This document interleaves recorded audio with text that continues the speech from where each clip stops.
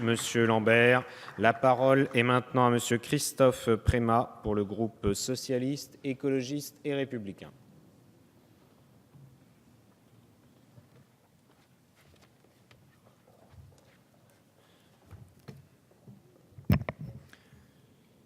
Monsieur le Président, Monsieur le Ministre, Monsieur le rapporteur, nous examinons aujourd'hui la proposition de loi déposée par notre collègue Audibert sur la carte de famille des blessés de guerre.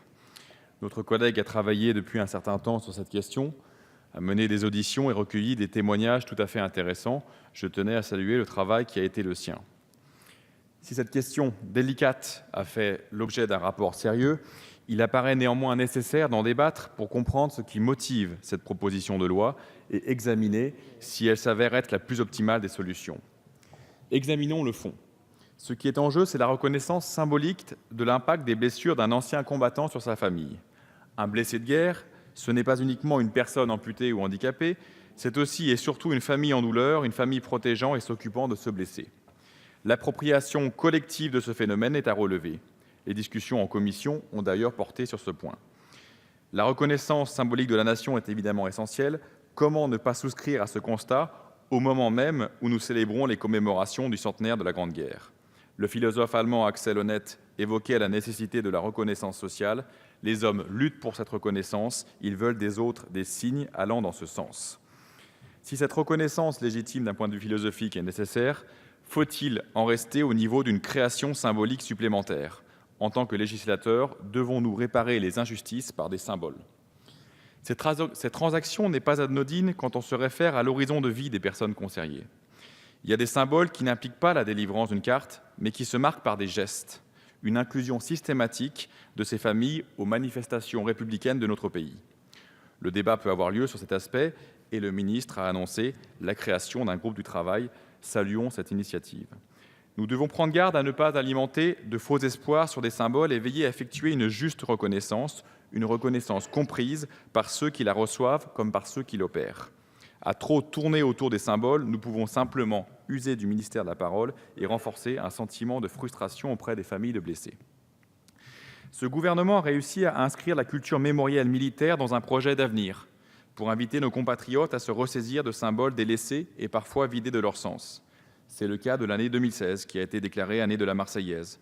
Comprendre le contexte de ce chant, son écriture et son utilisation pour protéger la Révolution française est essentiel pour connaître la spécificité historique de notre nation. Ceux qui ont combattu pour notre pays et pour la préservation de nos idéaux méritent une reconnaissance indiscutable, se traduisant par des gestes républicains. En ce sens, je suis sûr que le gouvernement veille et veillera à l'inclusion des familles des blessés de guerre pour témoigner de l'hommage de la nation. Tout ce qui ressort de la reconnaissance s'incarne dans un régime d'empathie républicaine. Rappelons également que la plupart des recommandations du rapport parlementaire de décembre 2014 sur la prise en charge des soldats blessés a fait l'objet d'un long travail d'expertise par le ministère de la Défense et ont été immédiatement prises en compte par les armées et par les services. Le plan d'action relatif à l'amélioration de la prise en charge du soldat blessé, approuvé en novembre dernier par le ministre de la Défense, a été lancé au mois de janvier et le déploiement des mesures sera effectué avant la fin de l'année 2016. Le gouvernement a simplifié depuis 2013 les formulaires de demande de pension pour invalidité, notamment pour les orphelins et les descendants. Ajouter une carte, même symbolique, n'irait pas dans le sens d'une simplification réelle. Comment définir la famille ou les ayants droit dans ce cadre ?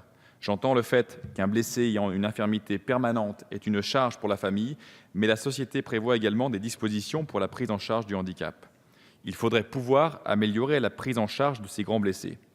Sur ce point précis, soulignons que le rapport annexé à la loi de programmation militaire 2014-2019 a prévu qu'un effort particulier de reconnaissance soit entrepris à l'égard des militaires blessés en situation de guerre ou en opération extérieure et que les textes relatifs à l'insigne des blessés de guerre soient simplifiés par décret en Conseil d'État. Le ministère présentera au Conseil d'État un décret autorisant l'extension du port de l'insigne pour les blessés psychologiques visant à permettre la reconnaissance des états de stress post-traumatique développés par les militaires à la suite d'opérations extérieures. Le Code des pensions et des invalidités est suffisamment précis pour la qualification et l'appréciation des blessures. Une carte supplémentaire ne risque-t-elle pas d'introduire des confusions ? Nous faisons également la loi pour clarifier la vie pratique de nos concitoyens ou pour introduire de nouveaux droits. Dans le cas présent, je pense que l'administration des anciens combattants sera sujette à un flux de demandes, peut-être parce que les familles des blessés espéreront obtenir des aides supplémentaires, ce qui n'en est rien. N'oubliez pas que la carte d'invalidité donne accès à des avantages dans les transports, que ce soit dans le train ou dans les lignes intérieures. Il faudra expliquer aux personnes que cette carte famille blessée n'octroie aucun avantage particulier. À quoi bon une carte lorsque nous disposons d'un répertoire de récompenses et de distinctions républicaines ? L'examen de cette carte pour les familles de blessés est en revanche l'occasion de rendre hommage à toutes les forces soignantes, à toutes celles et à tous ceux qui soignent ces blessés, et cela dépasse bien évidemment le cadre familial. L'administration des anciens combattants a été réformée sous votre majorité avec l'institution d'un guichet unique. Votre mesure n'irait absolument pas dans ce sens. Au final, je ne suis pas sûr que cette carte soit le véhicule approprié à cette reconnaissance et qu'elle apporte de la satisfaction. Je crains même qu'elle n'augmente le nombre de frustrations. Partant de ce constat, pourquoi ne pas favoriser la création de grandes fondations comme il en existe ailleurs ? Je pense en particulier au Wounded Warrior Project américain qui permet à ces familles d'avoir une assistance continue. Ce Wounded Warrior Project a également inclus des possibilités de protection pour les forces de l'ordre intervenant contre les actes terroristes perçus comme des actes de guerre. Il faut peut-être travailler davantage le champ de la médiation pour activer cette reconnaissance et lui donner une dimension concrète. En ma qualité de représentant des Français à l'étranger, j'ai un lien privilégié avec les associations de combattants de ma circonscription. Je pense avec émotion aux cérémonies du 11 novembre qui se tiennent à Londres et où l'ambassadeur remet régulièrement les insignes de la Légion d'honneur aux vétérans de la Seconde Guerre mondiale. Cette cérémonie est également l'occasion de renforcer l'amitié franco-britannique au-delà des deux guerres mondiales. La Fédération nationale des anciens combattants résidant hors de France est active pour réunir l'ensemble des associations d'anciens combattants à l'étranger afin que le suivi de leur situation soit le plus efficace possible. Les familles, parfois binationales, de grands blessés sont aussi concernées par cette tragédie. Ce qui compte le plus, c'est de simplifier l'existence de ces familles, de les orienter vers la meilleure aide dans la prise en charge du blessé. En effet, l'accompagnement des blessés de guerre est peut-être ce qu'il y a en toile de fond de cette proposition de loi. Comment utiliser les moyens classiques de prise en charge du handicap ? Comment aider au mieux ces familles réunies autour de la blessure et parfois du choc traumatique ? Depuis quelques mois, un secrétariat d'État aux victimes a été mis en place pour travailler sur les familles des victimes des chocs traumatiques. C'est un sujet éminemment complexe. Cela dépasse largement le cadre militaire. Les études des génocides font même ressortir que ces chocs se transmettent de génération en génération. Donc vous voyez qu'une carte peut être dérisoire face à cette réalité tragique, alors qu'il faudrait qu'une mémoire vivante puisse se transmettre, ce que j'appelle une culture mémorielle au service de notre grand récit collectif. Pour terminer, j'aimerais me référer au grand film de François Dupeyron de 2001, La Chambre des officiers, où on y voit une fresque, une galerie de portraits de mutilés. Oui, la guerre a un prix en nombre de morts, en familles endeuillées, mais aussi en mutilations, en blessures profondes.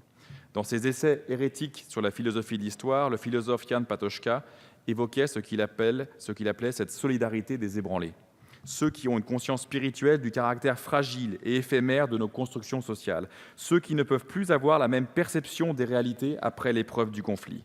L'humanité n'atteindra pas le terrain de la paix, je cite, en se laissant prendre aux leurres de la quotidienneté, en se mesurant à l'aune du jour. Celui qui trahit cette solidarité devra se rendre compte qu'il nourrit la guerre, que c'est lui, l'embusqué à l'étape, qui vit du sang des autres. Cette conscience trouve un soutien puissant dans les sacrifices du front des ébranlés. Amener tous ceux qui sont capables de comprendre à éprouver intérieurement l'incommodité de leur situation commode, voilà le sens qu'on peut atteindre au-delà du sommet humain qu'est la résistance à la force, le dépassement de la force. Vous voyez ici que cette solidarité des ébranlés dépasse largement les missions d'une carte, mais qui doit être reconsidérée, et c'est ce que nous assistons à travers ces commémorations de la Grande Guerre. Cette commémoration dépasse ce que Yohann Michel appelait une gouvernance mémorielle. Elle nous place devant les défis de l'histoire et sonne comme un appel permanent à la raison. Monsieur le ministre, monsieur le rapporteur, c'est au nom de cette solidarité des ébranlés que j'aimerais, au nom du groupe socialiste, écologiste et républicain, vous suivre en émettant un avis de sagesse sur l'institution de cette carte. Elle nous semble inadéquate et source de confusion, même si l'intention reste louable. Par conséquent, nous laissons à l'Assemblée le soin de se prononcer sur l'objet de cette proposition de loi. Je vous remercie. Merci, Monsieur Prémat.